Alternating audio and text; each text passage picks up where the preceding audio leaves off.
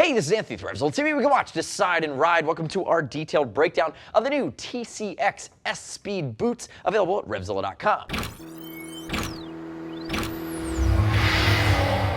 So we've seen the S-Speed WP, that's the waterproof version of this boot. Now for the first time in the US market, we're seeing the normal S-Speed boot, which is really going to be the entry-level track day boot from TCX. From here, you're an RS2 Evo if you want to take a big leap up. But again, when I say entry-level track boot, I mean aggressive enough, protective enough, and supportive enough to take it to a track day and ride in it.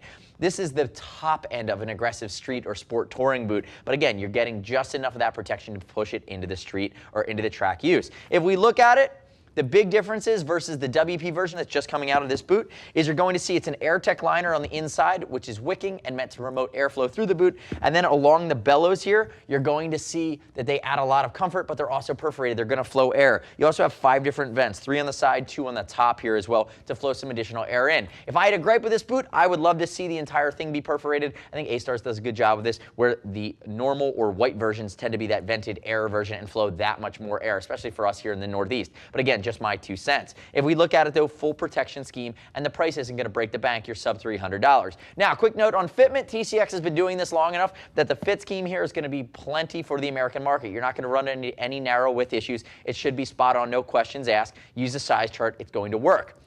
If you're concerned about fit, remember we ship for free over 39 bucks. No worries there. And as always, click right here, leave me your comments or questions, your feedback on the TCX S-Speed on our YouTube channel. We're happy to answer your questions or hear your gut reactions right there. Now, looking at the boot itself, let's start with protection for a race-oriented boot or track day-oriented boot. Notice replaceable PU toe slider seated on top of a big TPR, dual recessed. Again, going to give you some longevity. You can replace that toe slider. Moving towards the back, you're going to see a big area of PU tying in with the heel counter here. Great heel protection, and you get the torsion control system, something that TCX has been famous for. So you're getting ankle protection, and you get this tongue and groove system that eliminates additional hyperflexion or hypertorsion, actually hyperflexion or hyperextension rather, and is going to help out with some of the torsion on the boot as well. Notice the tongue and groove on the back, again, creating some rigidity, some slowing of forces as they're applied to those joints on your foot, and again, dissipating that energy if you happen to go down. Now, if I move my way to the back, you're going to see that torsion control system comes all the way up. Notice,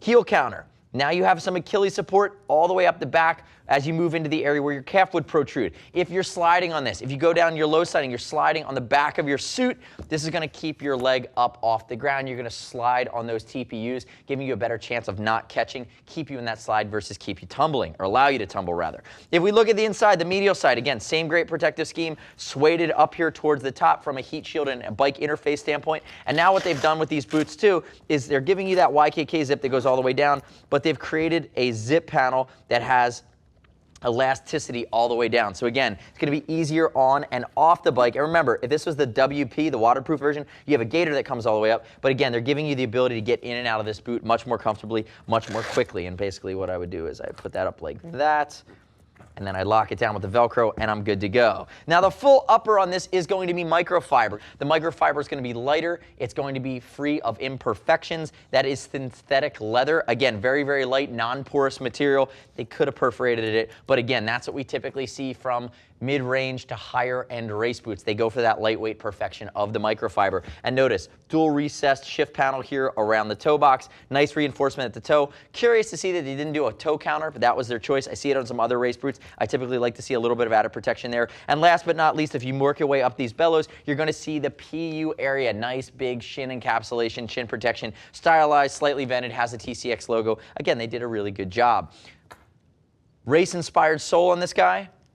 It's going to be, in my opinion, about an 8 on the stiffness scale. It is designed to get to the track. This is going to be a lot of boot if you're rocking it every day on the street, unless you ride like a complete nut job all the time. Taking it to the track is really going to put it through its paces and give you the most bang for the buck from the functionality you are investing in. Now, the next step in your journey is to click right here, read other rider reviews of the new S-Speed from TCX. You don't have to take my word for it. As always, we're going to ship for free. And if you want to talk to a gear geek, see us at Revzilla.com or 877-792-9455. Thanks for watching our detailed breakdown. Remember, subscribe to me on YouTube. I'm Anthony. We'll see you next time.